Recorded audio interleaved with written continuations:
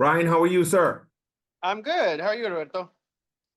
Good, Brian. Let's start with I know you, but I want people that those that don't know you know who you are. Talk a little bit about yourself and this new endeavor you're undertaking. Sure. So my name is Brian Romero. I use he, him, his. And I'm a Queens kid. I was born and raised in East Elmhurst in a basement apartment in an immigrant household with a single parent, with my mom. And we grew up very working class, very poor, right? My parents separated when I was 7. A lot of it to do with the fact that my father's an alcoholic and struggled with that and has struggled with that for quite some time. Um, but that basically led to, at some point in my life, being unhoused with my family. I had to couch surf with family members. And luckily, we were stabilized at some point, lived in Astoria, and sort of chased cheap rents, right? Like many immigrant and working class households do. But that really, I mean, those early experiences really exposed me to a lot of the issues that I'm hoping to address as a candidate for the 34th Assembly District.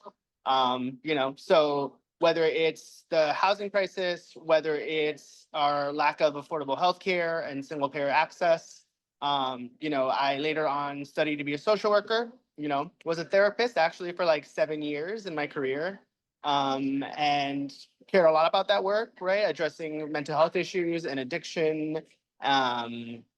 But I became very frustrated over the years about the fact that no matter how good a therapist I was, a lot of my patients were really struggling because of the systems that surrounded them, right? So whether I was working with trans Latinas, they would often say this immigration system is holding me back from real employment and being able to sustain myself, or whether I was working with folks who were living with HIV or AIDS who said, if only we had like single payer access, right? Like I wouldn't have to struggle to figure out like my appointments and my meds and my checkups and all that. So I met Cecilia Gentili, who is, now deceased, rest in peace.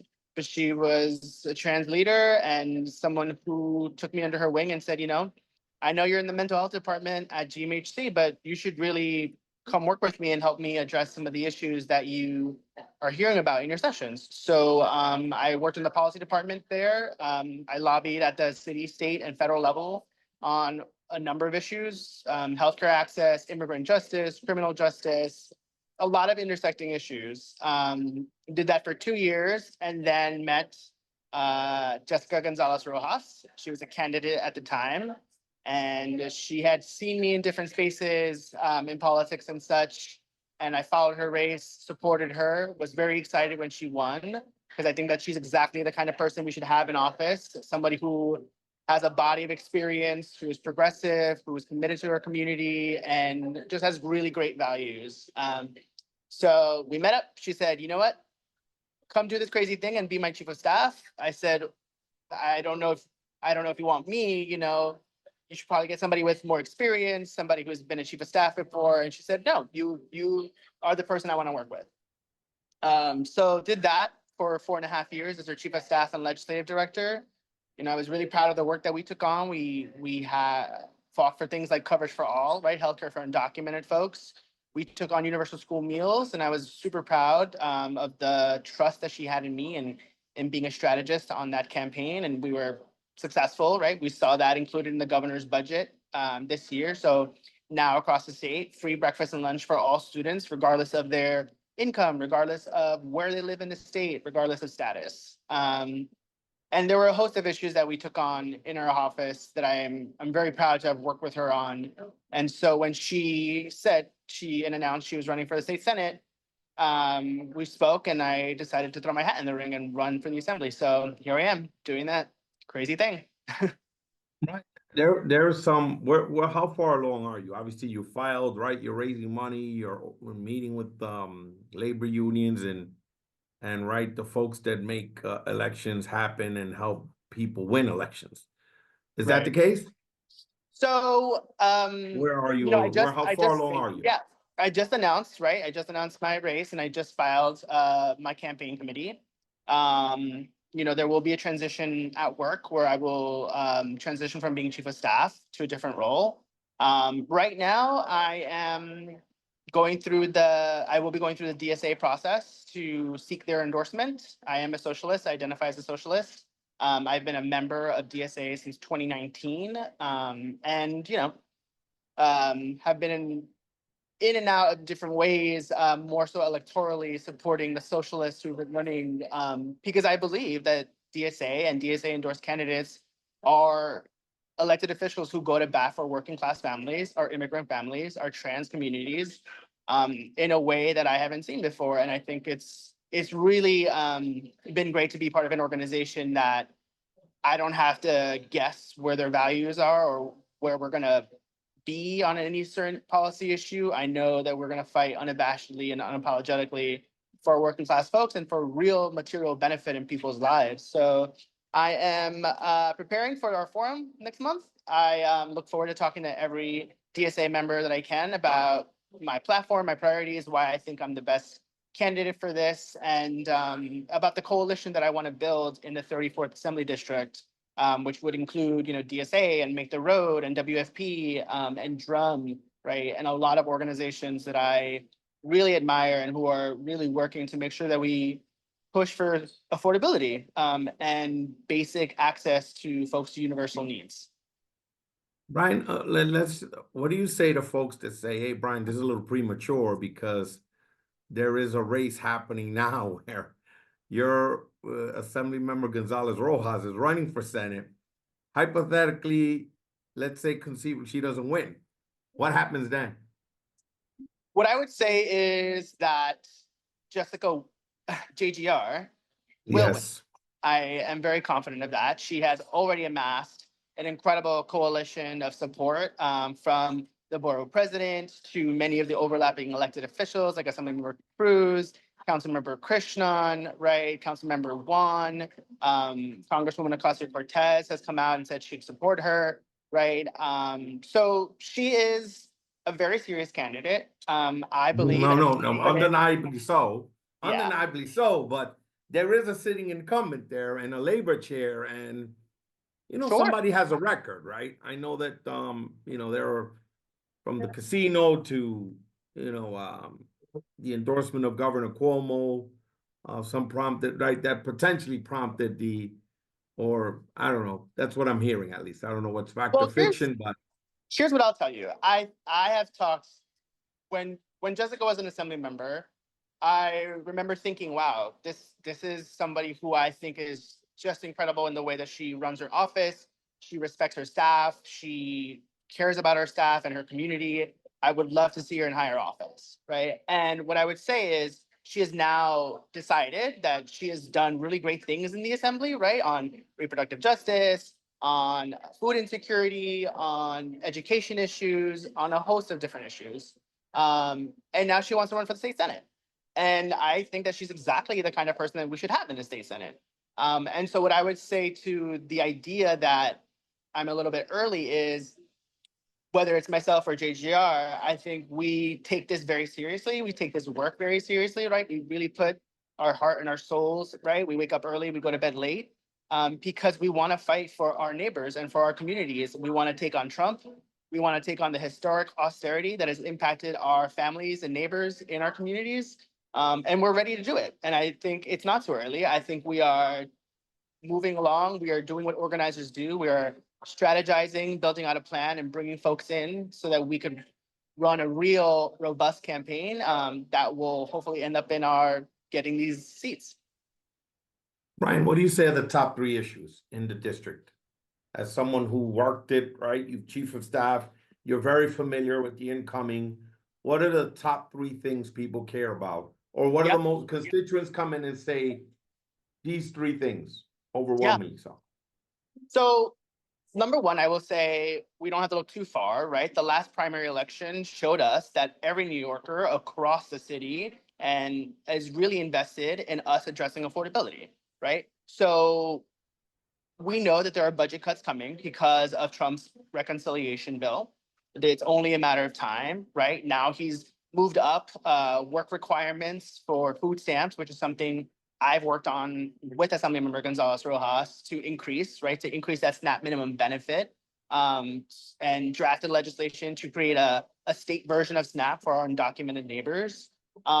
So taxing the rich is a #1 priority for me because we need the revenue to mitigate against the cuts that we are seeing coming from Washington, right? We can have all the best ideas in the world, but if we don't have the funding for it, it will not happen. We know that. But it's also really important that in this moment, when Washington is coming for New York in various ways, whether it's transit projects or other things, that we are mitigating against those cuts. I mean, these are folks' healthcare, right? It's their ability to put food on the table. It's student support programs, right? My partner is going to school now, and he's deeply concerned about whether he's even going to be able to afford school or get the assistance that he needs for next semester. So taxing the rich, super important, right? It's widely popular across the state, but it's also like when we've spoken to neighbors in the years that I was in the assembly office, this is an issue that folks support us on, that they say it makes sense that those who make the most money in our city and state should pay up more. So that's one issue that the #1 issue that I'm running on. I'm also running to make sure that we are protecting our immigrant communities, right? The Assembly District, Jackson Heights, Corona, Woodside, East Elmhurst, Astoria, these are immigrant communities, right? Latinx communities, South Asian communities, Arab communities, and they deserve to be protected in a state like New York that has the Statue of Liberty in our harbor, right? That's not just a symbol or like a, something you get in a, store when you go visit. It should mean that we are a state that welcomes all, that makes people belong and takes care of them and protects them.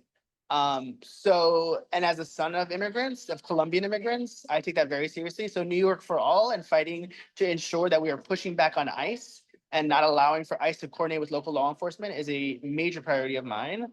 As well as fighting for access to representation, which is a bill held by Assemblymember Cruz, to ensure that we can provide individuals who are going before deportation proceedings with the legal services that they need, because we know that when individuals have legal representation and go into those proceedings, the outcomes are more favorable towards them. And then there are affordability issues that I deeply care about as well. Social housing, right? I talked earlier about being somebody who was unhoused.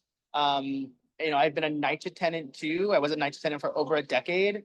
So, and we know that What development? What development? Ravenswood. Okay. But I have friends who, family friends who grew up in Woodside and still are Woodside houses, right? And so, we need to take affordability seriously. We can do that by making sure that we are taking on housing in a real way.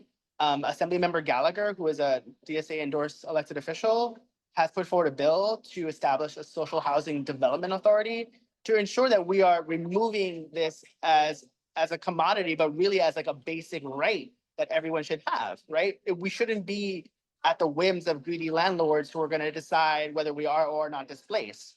And the way that the bill is drafted, it would ensure that the housing that is built through this authority, that individuals who benefit from this housing would only pay about 25% of their income, which is great. Model is kind of really follows the idea of public housing or NYCHA, where folks are really only expected to pay about 30% of their income. And that's what it should be, right? There are too many New Yorkers across the city and state who are spending about like 55% sometimes of their entire income on their housing, on their rent. That is just not sustainable. And then shouldn't be a surprise to us why communities are leaving New York, including our Black communities, including our working class communities. And meanwhile, like the number of millionaires and billionaires are pretty much staying stagnant. So, taxing the rich, affordability issues like social housing, universal childcare, which is super important. Right, we know that a lot of families spend on average over $20,000 on childcare. That is just not sustainable, and it's the #2 reason why New Yorkers are leaving our city and state. And then, as I said, protecting our immigrant communities.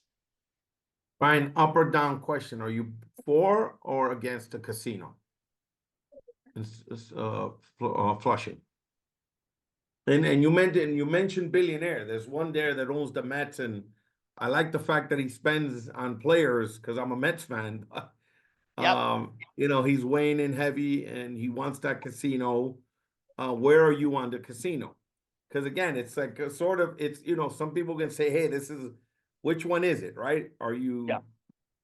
What I would say is a couple things. One, I think in my time in Assembly Member González-Rojas' office, she was incredibly diligent about making sure that she heard from every neighbor, whether it's emails, phone calls, conversations on the street, you know, postcards, going to the forums and the town halls that were held in the districts, right? She took very seriously that we needed to log everyone's stance who was a constituent on this, whether it was in favor or against. I mean, there was times when we were like walking in the community and she would like log them immediately when they were talking to her in the spreadsheet as we were speaking.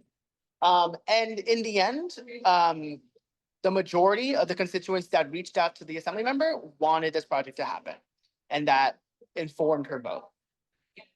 I believe that we are in a difficult situation right now with these cuts coming forward from Washington, right? It's not like it's fact, right? So whether Medicaid cuts or SNAP cuts or all these other cuts, right? This was only one budget bill. There will be more.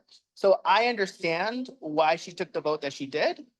And I also think that that's why taxing the rich is one of my priority issues and has been for her, because we want to really shift the conversation about who has wealth in our state, redistribute that wealth and redistribute that power to everyday working class folks. And that is something that we should all be taking very seriously. And we should be increasing revenue and increasing employment services and increasing opportunities for everyone to enter the economy and do what they need to do and take care of their families and themselves and sustain themselves.